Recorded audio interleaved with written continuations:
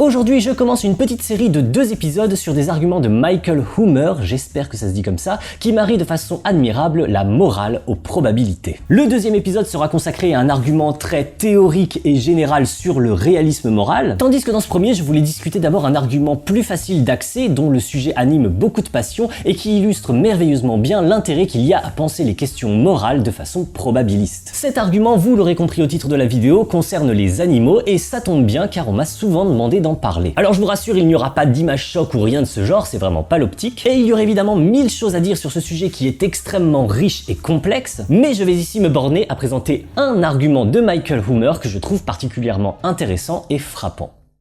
Peter Singer, l'un des plus importants philosophes contemporains, est un utilitariste qui, comme beaucoup d'utilitaristes, considère que toute souffrance, quelle qu'elle soit, est à prendre en compte dans le calcul du bonheur général. Et donc qu'une souffrance infligée à des animaux non humains comme des vaches, des cochons ou des poulets est tout aussi significative du point de vue moral qu'une souffrance équivalente infligée à des êtres humains. Non mais vraiment n'importe quoi, d'où tu sors ces conneries de vegan? Ne t'inquiète pas, cher double maléfique, je ne tiens absolument pas à argumenter ni à te faire changer d'avis sur cette thèse utilitariste avec laquelle, de fait, la plupart des gens sont en désaccord, il me semble. Et justement, si vous faites partie de ceux qui rejettent cette thèse de Singer, la question que je vais vous poser est la suivante. À quel point êtes-vous sûr que cette thèse est incorrecte? En êtes-vous sûr autant que du fait que vous existez, par exemple, ou que 2 plus 2 égale 4? Oui, bah non, pas à ce point, mais quand même, j'en suis super sûr. Essayez d'estimer un peu plus finement cette probabilité que Singer ait tort. Je parle évidemment de probabilité épistémique, de probabilité au sens bayésien, c'est-à-dire comme j'en parlais dans ces vidéos sur la formule de Bayes ou comme en parle Lé dans son désormais fameux livre La formule du savoir. Ma question est donc, à quel degré de confiance tenez-vous la thèse de Singer pour fausse? Et tenez, je vous mets un petit sondage dans la vidéo histoire que vous puissiez répondre en toute sincérité à cette question. Franchement, je dirais bien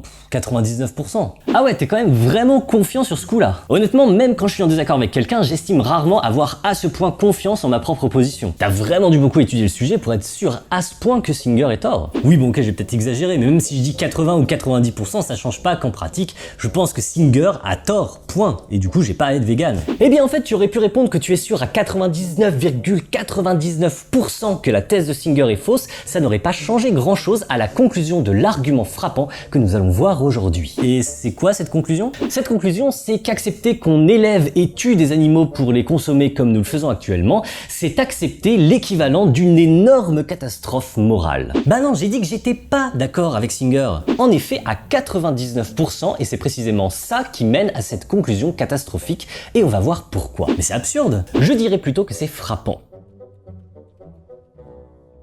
Hier, figure-toi que je me promenais dans un bois en tirant des coups de fusil comme ça au hasard parce que ça m'amuse, ça me détend. Et je me demandais quand même, entre 2 coups de fusil, est-ce moralement bien acceptable de faire ça? Bah carrément pas, tu pourrais blesser quelqu'un, t'es malade. Oui, bon, ça pourrait éventuellement blesser ou tuer quelqu'un, mais bon, franchement, il y a peu de chance. Si j'y vais demain, par exemple, il y a peut-être 1 chance sur 100 pour que quelqu'un soit blessé, et si ça n'arrive pas, eh bien, ce sera parfaitement bon. Bah non, t'auras quand même pris le risque, et c'est ça le problème. Et puis bon, c'est pas comme si c'était important et utile de faire ça, il y a quand même plus intelligent à faire que tirer au fusil au hasard dans les bois. Mais je trouve ça vraiment très agréable, hein, ça se voit que t'as jamais essayé. Oui, bah amuse-toi autrement. Hein. Donc si je comprends bien ton point de vue, tu penses que si une action a une probabilité même faible mais non négligeable de causer la souffrance et la mort d'une personne, et si en outre éviter de faire cette action n'est pas spécialement coûteux pour l'agent, eh bien il semble que l'on puisse condamner moralement cette action. Bah oui, on peut dire ça comme ça. C'est très intéressant cette idée d'action dont on évalue l'acceptabilité morale en fonction de la probabilité de telle ou telle conséquence. C'est en effet souvent comme ça qu'on raisonne et ça semble tout à fait correct. Par exemple, suppose que 100 personnes sont empoisonnées et qu'elles vont mourir bientôt si on ne fait rien. Et tu as le choix entre leur administrer collectivement l'un des 2 traitements A ou B et il n'y en a pas d'autre. Le traitement A a 1 chance sur 2 de soigner tout le monde et 1 chance sur 2 de ne pas marcher du tout et dans ce cas, les 100 personnes mourront. En somme, c'est tout ou rien à 50%. Le traitement B, par contre, permettra de sauver à coup sûr 99 personnes, mais par contre, à coup sûr, il y aura 1 personne qui mourra. Quel est le meilleur des 2 traitements à votre avis? Bah clairement le traitement B, c'est pas très difficile. Voilà qui paraît tout à fait évident en effet. Une bonne façon de réfléchir à ce genre de cas, c'est de calculer l'espérance au sens mathématique de ces traitements. C'est-à-dire combien de patients seraient sauvés et morts en moyenne en recourant au traitement. Le traitement A a ainsi une espérance de 50 patients sauvés pour 50 morts, tandis que le traitement B a une espérance de 99 patients sauvés pour 1 mort. Et a priori, quand il y a un traitement dont l'espérance est très supérieure comme ici, ça paraît être le meilleur choix à faire. Notez qu'il y aurait un cas amusant auquel réfléchir, c'est celui où le traitement B aurait pour effet à coup sûr de sauver 50 personnes et d'en laisser mourir les 50 autres. C'est vrai que ça devient difficile de choisir entre A et B dans ce cas. C'est que dans ce cas, l'espérance des deux traitements est exactement la même en fait. Du coup, ça devient difficile de déterminer lequel est meilleur que l'autre et on va surtout être déterminé par des biais cognitifs du type l'aversion à la perte, etc. Mais peu importe ici parce que ce qui m'intéresse, ce sont surtout les cas où l'espérance est très différente. Prenons un dernier exemple. Supposons cette fois qu'il y a 100 millions de personnes empoisonnées et qui risquent de mourir. Le traitement A a 99% de chances de soigner tout le monde, mais aussi 1% de chance de ne soigner personne et que les 100 millions de personnes meurent toutes. Tandis que le traitement B, lui, va soigner à coup sûr tout le monde sauf une dizaine de personnes qui vont mourir et il y aura pas mal de ballonnements un peu désagréables pour quelques autres. Quel est le meilleur des deux traitements à votre avis? Bah B encore, c'est évident, c'est quoi cette question stupide? En effet, même s'il y a 99% de chances pour que tout se passe bien avec le traitement A, le risque de 1% que 100 millions de personnes meurent fait tout de même que l'espérance de ce traitement, c'est en moyenne 1 million de patients morts. C'est vraiment énorme, tandis que l'espérance de l'autre traitement, eh bien c'est juste 10 patients morts et quelques ballonnements, ça paraît nettement mieux. Bah oui, et même si le traitement B causait la mort de 100 ou 1000 personnes, ça resterait clairement préférable. Il y a beau avoir 99% de chance pour que le traitement A marche, ce risque de 1% que ça marche pas et que 100 millions de gens meurent est juste trop important pour être négligé. Je ne te le fais pas dire.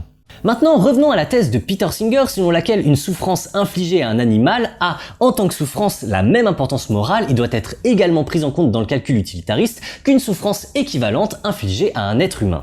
N'importe quoi. N'importe quoi à 99%. C'est ce que tu as reconnu tout à l'heure et c'est important. Parce que ça signifie tout de même que tu assignes une probabilité de 1% à ceci que Singer ait en fait raison sur ce point. Oui, mais bon, ça va, c'est juste 1%. C'est une façon de dire que je peux pas être totalement certain. Mais bon, en fin de compte, j'y crois pas à son animalisme ou je ne sais quoi. Tu n'y crois pas plus que je ne crois moi qu'en allant tirer des coups de fusil au hasard dans les bois demain, je ne vais blesser quelqu'un. Comme j'ai dit, je pense bien qu'il y a 99% de chances pour que personne ne soit blessé, franchement. Mais tu étais d'accord tout à l'heure pour dire que ce risque de 1% suffit à rendre ma conduite moralement inacceptable. Oui, mais non. En fait, c'est très différent. Oui, tu as raison, c'est très différent parce qu'en tirant au hasard dans les bois, je risque tout au plus de blesser ou tuer quelques promeneurs, franchement, c'est pas si grave. Tandis que si Singer a raison, si on fait l'hypothèse que sa thèse est correcte, la catastrophe morale est d'une toute autre ampleur. Je vous avoue que c'est plutôt super galère de trouver des estimations fiables et c'est pas le sujet de cette vidéo, mais on peut raisonnablement s'entendre sur ceci qu'il y a au moins 50 milliards d'animaux élevés et tués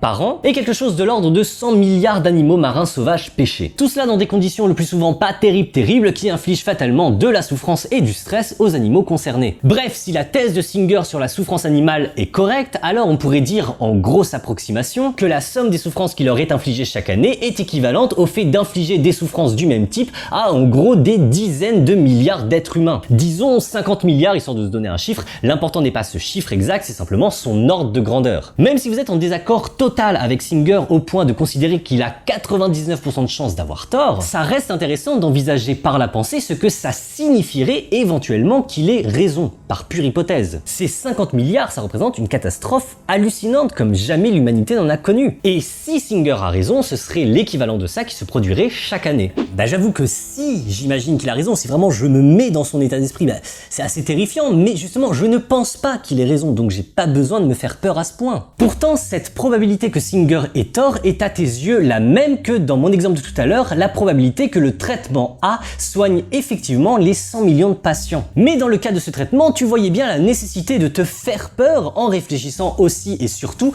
aux 1% de cas où le traitement ne marcherait pas et 100 millions de personnes mourraient. Et cela suffisait à te dissuader d'utiliser effectivement ce traitement, l'espérance étant tout de même de 1 million de morts. Et du coup, l'autre traitement qui ne causait à coup sûr qu'une dizaine de morts et quelques ballonnements te semblait bien préférable. Ici, tu estimes qu'il y a 1% de chance que Singer ait raison et donc 1% de chance que l'équivalent de la souffrance et la mort de 50 milliards d'êtres humains se produisent chaque année. Même ramené à 1%, si on calcule l'espérance, c'est équivalent à la souffrance et la mort de 500 millions d'êtres humains. Une catastrophe 100 fois plus petite, mais quand même. L'équivalent de la souffrance et la mort d'un demi-milliard d'êtres humains par an, cela reste une catastrophe morale plus énorme que tout ce que l'humanité a jamais connu. Non, mais je t'arrête tout de suite. c'est trop bizarre, je suis en désaccord avec Singer, je ne pense pas que la souffrance animale importe à ce point, c'est tout.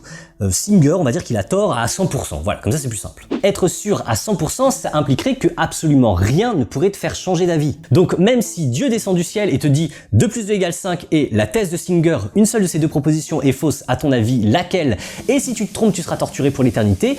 Est-ce que tu vas vraiment tirer à pile ou face ta réponse? Ok, bon, pas vraiment 100%, je veux bien rester à 99 ou allez, 99,99%, mais en gros, ça veut dire que je suis sûr et c'est comme si c'était 100%, voilà tout. Justement, non, c'est ce qu'il ne faut pas faire et c'est tout le point de cet argument de Hoomer. 99% ou même 99,99%, c'est très différent de 100%. Estimer que Singer a 99% de chance d'avoir tort lorsqu'il considère que la souffrance infligée à 50 milliards d'animaux est aussi importante du point de vue moral qu'une somme équivalente de souffrance infligée à des êtres humains, c'est estimer qu'il a tout de même 1% de chance d'avoir raison et ce risque revient à estimer qu'on accepte l'équivalent en souffrance et en mort d'un méga génocide à 500 millions d'êtres humains chaque année. Oui, c'est frappant et c'est pour ça que c'est intéressant de raisonner en termes probabilistes.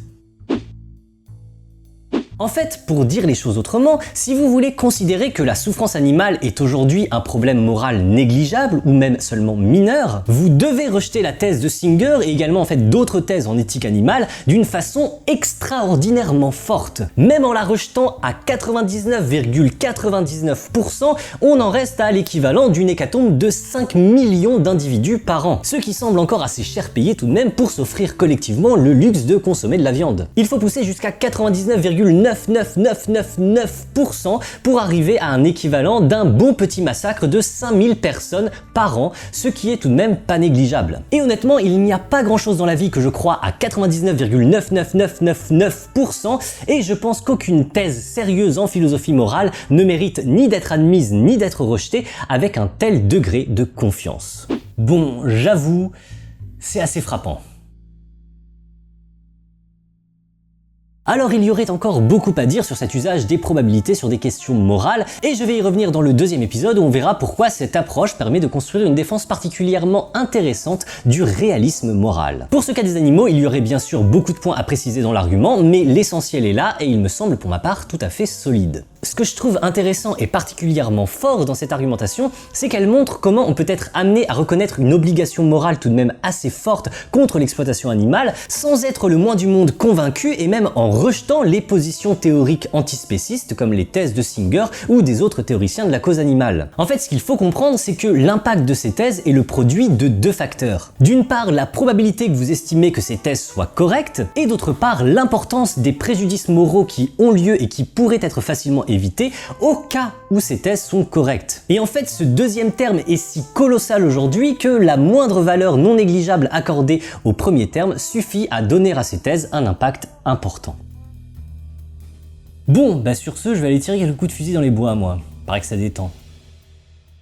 Merci d'avoir regardé cette vidéo et restez encore un peu parce que je vais avoir une annonce importante à faire. Mais tout d'abord, je voudrais signaler que la principale source de cet épisode est un passage d'un dialogue de Michael Hoomer sur l'éthique animale, dialogue qui est très intéressant et que je recommande à tous ceux que ces questions intéressent de près ou de loin. Hoomer discute beaucoup d'autres arguments, c'est très agréable à lire, très clair, très bien construit et ça constitue une des défenses les plus convaincantes que j'ai pu lire sur le sujet. Et quelles que soient vos convictions par ailleurs, c'est toujours stimulant intellectuellement de s'y confronter. Le lien se trouve évidemment dans la description. Ensuite, je voulais donc annoncer ceci, que le 6 septembre à Paris, à la Sorbonne, aura lieu une rencontre avec Peter Singer en personne. Rencontre qui sera animée par Lé de la chaîne Science for All et moi-même, et je dois vous avouer que c'est assez impressionnant de se retrouver face à un philosophe et une personne de cette stature. Et franchement, je ne l'aurais pas fait si je n'avais pas pu partager ce stress avec mon camarade d'Axiome, que je remercie du coup au passage. Il ne sera pas question d'animaux lors de cette rencontre, mais d'altruisme efficace. En fait, la rencontre a lieu à l'occasion de la sortie d'une traduction française d'un livre de Peter Singer sur l'altruisme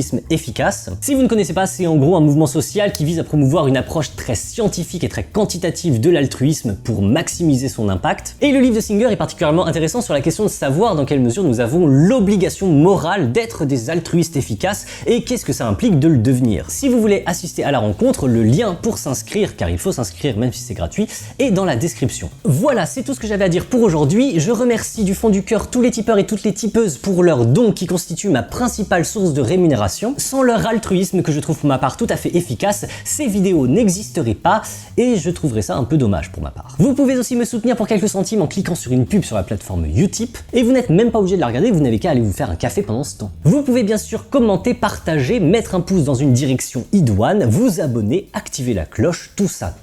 Je vous dis à très bientôt pour une nouvelle vidéo. En attendant, portez-vous bien et si vous êtes altruiste, tâchez d'être efficace.